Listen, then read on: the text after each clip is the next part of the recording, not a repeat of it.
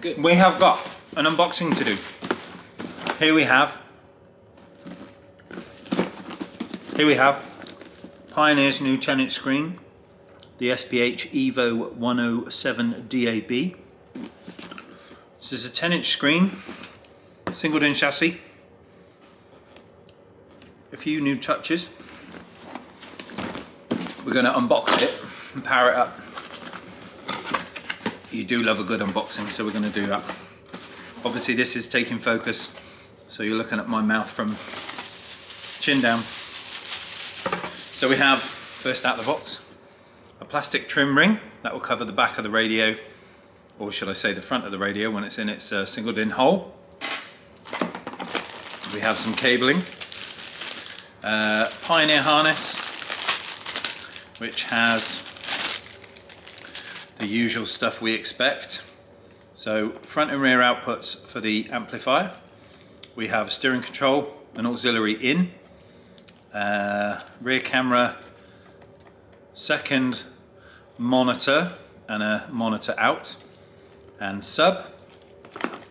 3.5mm jack obviously for the aux, the standard, and there is a mute option as well here, the yellow and black stripe for radio mute. Pioneer harness, nothing really to say about this, we know what they look like. ISO one end, Pioneer plug the other. We have the blue wire for the amp remote or aerial turn on.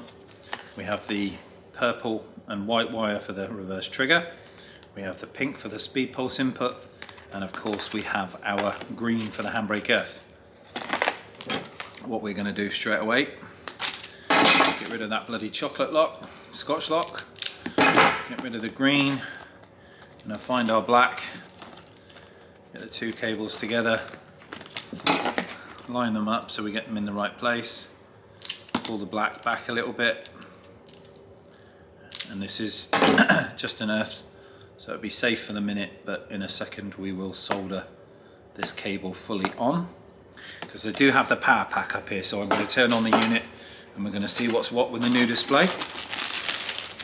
We have a GPS aerial with the Pioneer green GPS plug. We've got the magnetic mat that the aerial sits to and allows the signal to be reflected up in the air. We have Pioneer mic, little sticky pad. This one obviously comes with the roof clip, so we can remove the roof clip and end up with a nice foot for your microphone to stick to. This is a 2.5mm jack on here, so standard appeal with that, nothing different. We have a bag of screws, much like you do get with the EVO. The gold screws are for holding the radio to the chassis, or should I say the screen to the chassis. The slightly longer silver screws with the blue thread lock. They're for the sides of the screen, and then you've got the countersunks for the chassis itself to be mounted into a cage or into a fascia. And then last but not least, you've got the tiny screws which go to hold the cover on, which is the back of the fascia itself. One USB male and female type A. Obviously this is your extension for phone charging, CarPlay, Android Auto. We have the we have the screen adjustable bracket. And this also comes with a bracket extension. So the teeth on the back of this frame can sit also into this spacer. So what this will do is it will move the screen further away from the dashboard. If you have a radio that overhangs where your dash is, this can move the radio screen further out, so it can give you more room to tilt your radio backwards or forwards, whichever way you prefer. And they're little thread lock screws that I was talking about earlier. They go into the side of this. The big brass brown ones go through this thing here. Then the radio itself. Two parts, the chassis and the screen, box of instructions. Let's get this thing open.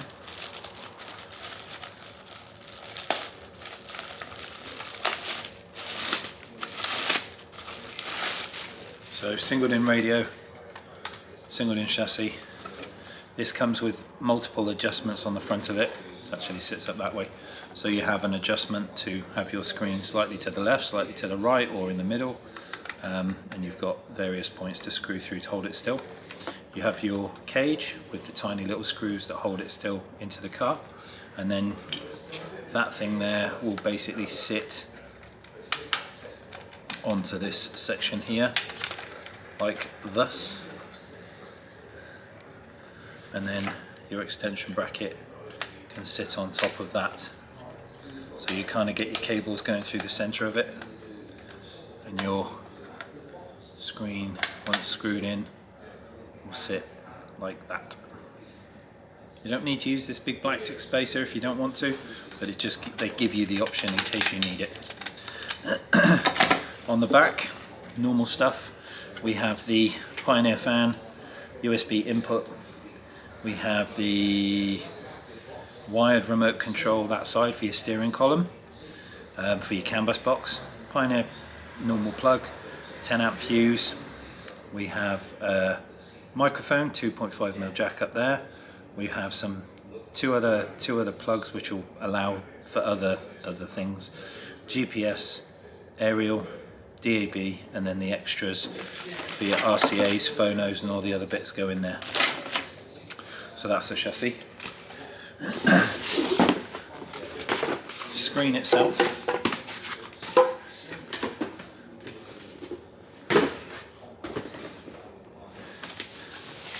Nice big 10-inch screen. Looks more like a tablet than most. So on the back we've got a little cover, that's what the little black screws for, they go in the sides of here to keep the mechanism and plugs for the screen hidden from the back of the radio, so eyes don't look at it like scaffold at the back. You can actually put like a beauty panel over it and keep it nice and clean. And then your screen in the front. So what we're going to do is we're going to get this wired up, put it on the power pack, come back to you in a minute, show you how the screen looks and works, and take a little dive into this one. See you in a bit. Right then everyone, we're back. So I'm going to build this one in front of you so you can see what is entailed in it. And we're going to use the spacer because just why not? So we'll get a little black bit on first. That sits on there in the middle. And we can grab our screw pack. So my dentist is not watching with me doing that with my teeth. I was going to say, you've got a scalpel in your pocket. Let's get some space. I'll have that in the back in a minute, just to put the... So we get all our little screws out. Mind we don't lose the little black ones, and they are tiny. Microscopic. So for this one, we are using the brass ones of that length.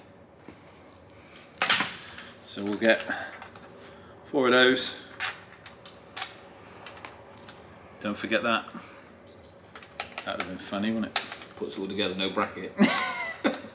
Here's your radio, it's on the floor. It's a floating screen, it doesn't connect to anything. It floats all the way down. One of them. 1, 2, 3. Switch these in.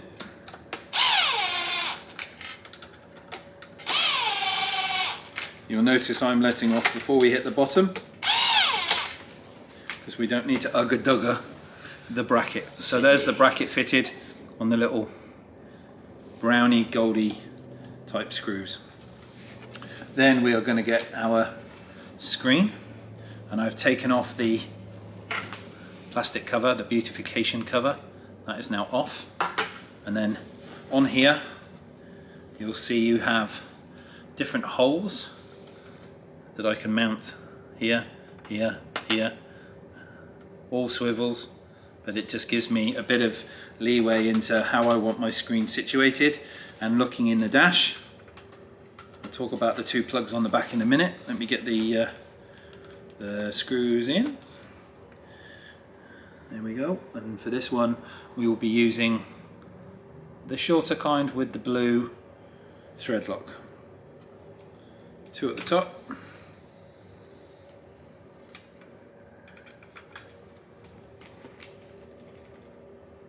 Again, don't need ugga-duggers.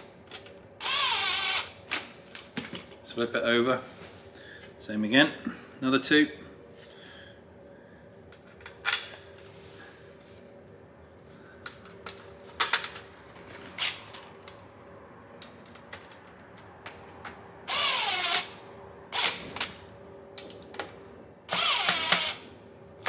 Then on the back we can open up our screen. So now we have screen adjustment. So on the back we have two plugs, a white one and a blue one, and they go into the corresponding blue hole, white hole. There is also a very handy bracket system on the back of this Pioneer that allows you to hide the excess cable, and I'll show you what I mean by that in a minute. Give me a second. So that's the blue one in, you see? There we go.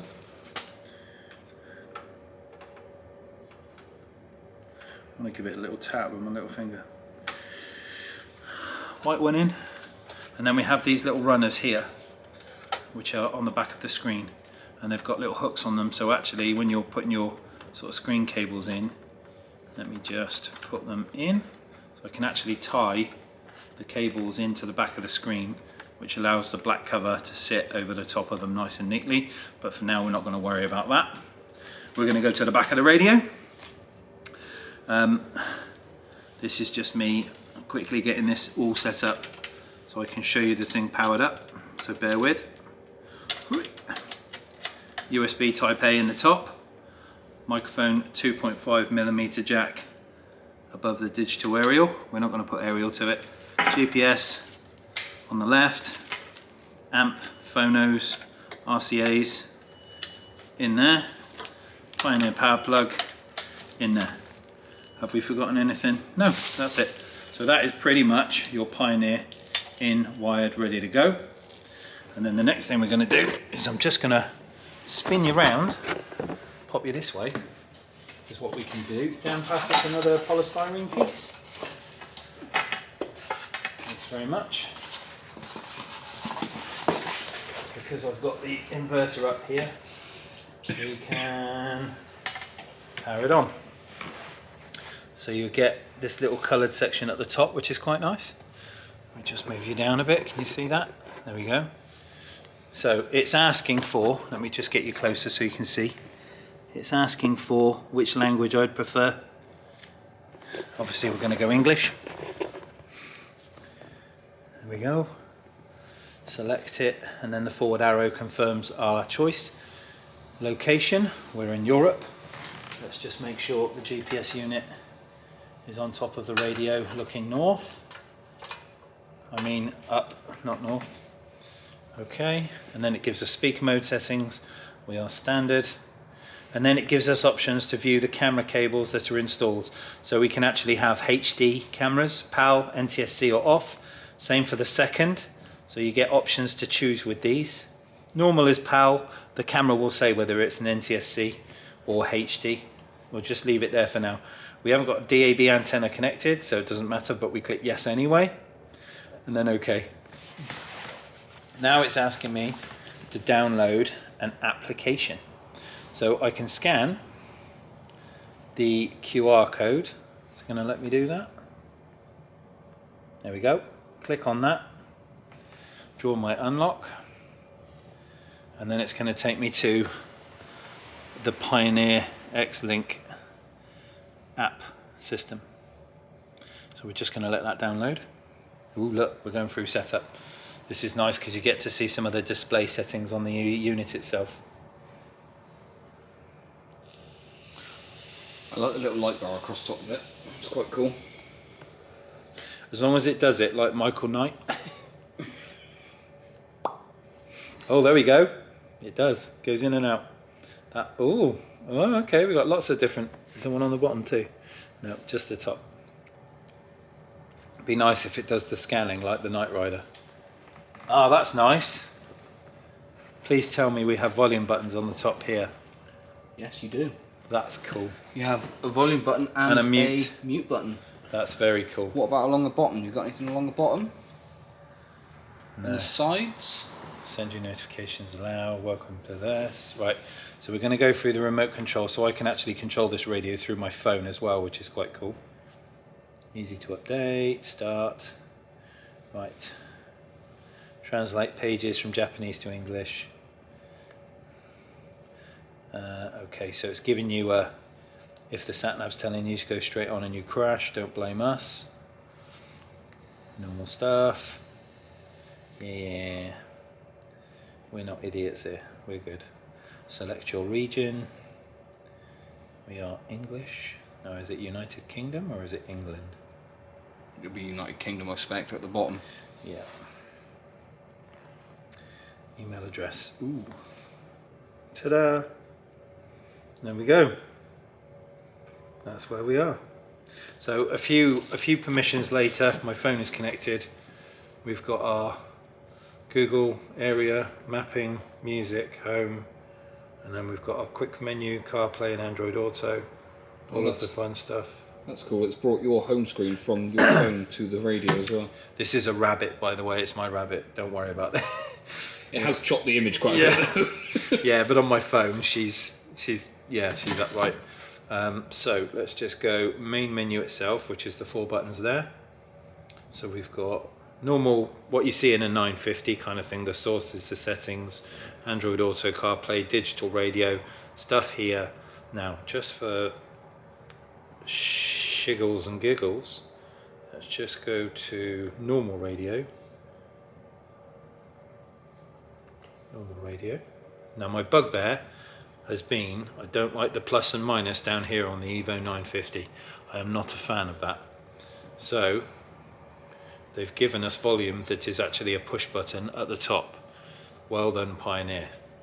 If it was a twisty one here, it would be even better. But that's cool. The fact that you've got a physical button up here, that's great. And on the other side, there is actually a physical mute as well. That's very cool. Let me just show you those. So, mute button just here, physical.